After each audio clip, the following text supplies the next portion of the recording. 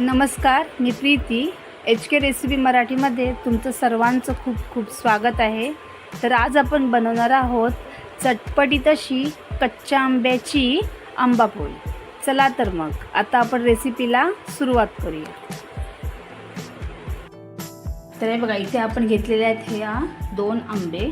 आज आपण कच्चा पापड म्हणजेच कच्च्या आंब्याची आंबापोळी बनवणार आहोत. तर इथे मी 2 कच्चे आंबे घेतले. तर हे आपल्याला सोलून घ्यायचे आहेत. पहिली आपल्याला याची जी लस आहे ती काढून घ्यायची आहे. त्याच्यानंतर आपल्या सोलरच्या साहाय्याने हा आपल्याला पूर्णपणे असा सोलून घ्यायचा आहे. ही जी आंबापोळी आहे ना, एकदम चटपटीत होते, मस्त अशी. अगदी तुम्ही वर्षभर सुद्धा ही टिकून ठेवू शकता. तर आज आपण ती बनवणार. तर पहिले आपण सगळी सालं अशी काढून घ्यायची आपल्याला.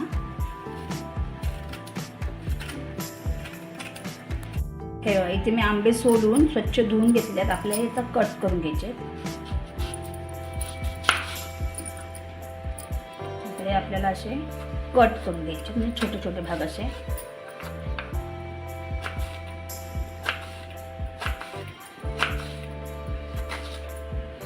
बघा, अशा प्रकारे आता सर्व आंबे आपल्या असे छोटे छोटे पीसमध्ये कट करून घ्यायचे.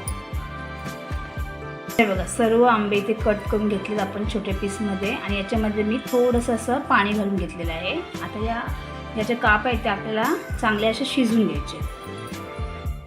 तर बघा, इथे आपले आता हे आंबे आता शिजलेले आहेत, एकदम सॉफ्ट झालेले आहेत. हे बघा, हे आता आपण काढून घेणार आहोत. आणि याची आता आपल्याला मिक्सरमधून एकदम बारीक अशी प्युरी करून घ्यायची.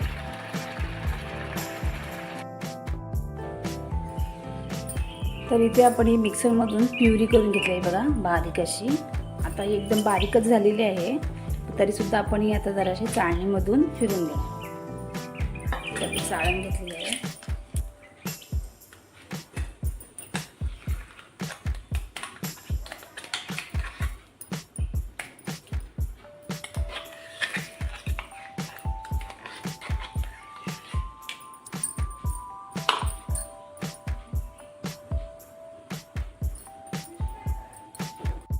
आता ही आपल्याला या चाळणीतून अशी प्रेस करून घ्यायची आहे, जेणेकरून कसं काही गुठल्या वगैरे असतील तर त्या काही राहायला नको. एकदम स्मूथ बॅटर निघतो असं केल्यानंतर.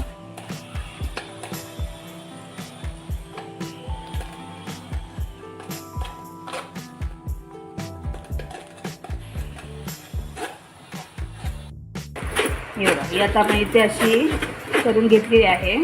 वरती बघा काही गुठल्या वगैरे झालेल्या आहेत. स्मूथ बॅटर आहे तो असा खाली पडलेला आहे. हे बघा, अशा. आता आपल्याला हा काढून घ्यायचा आहे.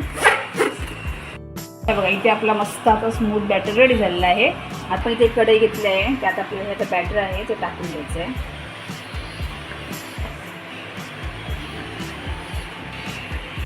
इथे आपण हा पल्प घालून घेतलेला आहे.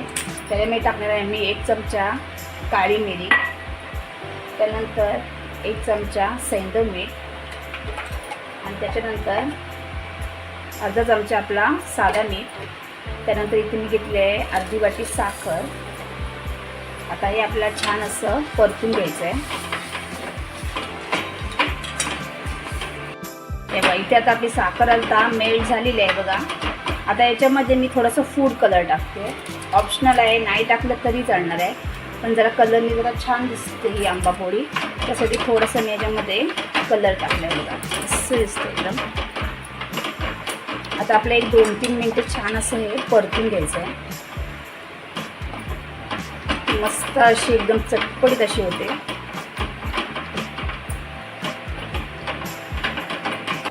एक 5-7 मिनटं झालेली आहेत. आणि हे बघा, आता आपला इथे बॅटर असा हा रेडी झालेला आहे. आता आपण हा काढून घेणार. तिथे ताटाला मी तेल लावून घेतलेलं आहे. आता याच्यामध्ये आपल्याला हे मिश्रण टाकून घ्यायचं आहे. गरम गरमच टाकून घ्यायचं.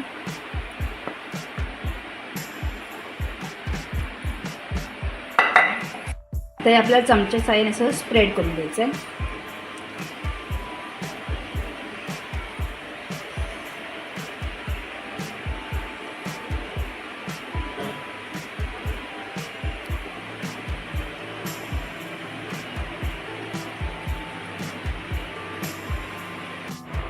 तर हे बघा इथे आपण पूर्ण आता पसरवून घेतलेली आहे ही आंबापोळी. आता ही ना आपल्याला 2 दिवस पंख्याखाली सुकवून घ्यायची आहे. उन्हात ठेवली तरी चालणार आहे. तर आता आपण ही पंख्याखालून सुकून घेणार आहोत. तर हे बघा इथे आपण ही आंबापोळी 2 दिवस फॅन खाली सुकवलेली आहे आणि नंतर मी 1 तास उन्हामध्ये हिला ठेवलेली आहे. आता ही बघा आपली मस्त अशी तयार झालेली आहे आणि कलरसुद्धा बघा अजिबात चेंज झालेला नाही आहे. आता ही आंबापोळी आपण काढून घेणार आहोत. त्यासाठी पहिले आपण सुरी फिरून घेणार आहोत साईडून अशी. एकदम चटपटीत अशी आंबापोळी होते, मस्त लागते एकदम आणि एकदम इझी निघते ही. हे बघा फक्त आपल्याला हे साईडून थोडीशी सुरी फिरून घ्यायची आहे नंतर मग ती आपल्याला काढून घ्यायची आहे.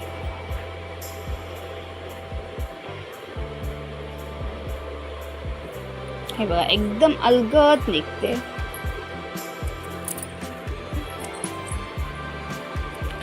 हे बघा छान अशी इथे आपली कच्च्या आंब्याची आंबापोळी तयार झालेली आहे. तुम्ही पाहू शकता मस्त दिसते. आता आपण ही जरा कट करून घेणार आहोत, म्हणजे आपल्याला पाहिजे तशा शेपमध्ये आपण कट करू शकतो. पहिले आपण साईडून थोडे कट करून घेणार आहोत आणि चौकोनी शेप असा करून घेणार आहोत.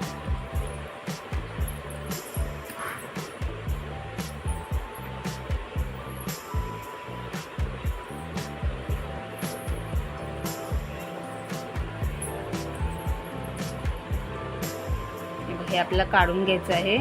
हे सुद्धा काही फुकट नाही जाणार आहे, आपण खाणारच आहोत. फक्त एक छान दिसण्यासाठी आपण एक मस्त असे कट मारून घेणार आहोत.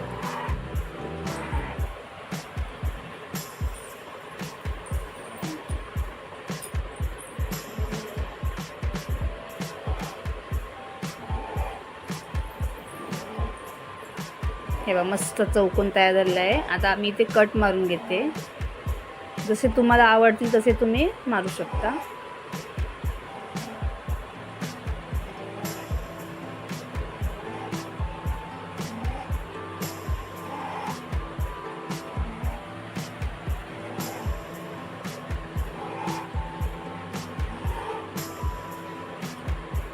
हे बघा मस्त अशी इथे आपली आंबापोळी तयार झाली पाहू शकता.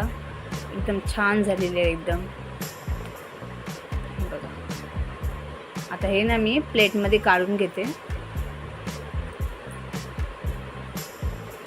हे बघा आपली मस्त अशी कच्च्या आंब्याची चटपटीत अशी आंबापोळी तयार झालेली आहे. बघा मी काही ते रोल करून ठेवले आहेत आणि काही असेच ठेवलेले आहेत. आणि जर तुम्हाला माझी रेसिपी आवडली असेल तर रेसिपीला लाईक करा, शेअर करा आणि चॅनलला सबस्क्राईब करा. धन्यवाद.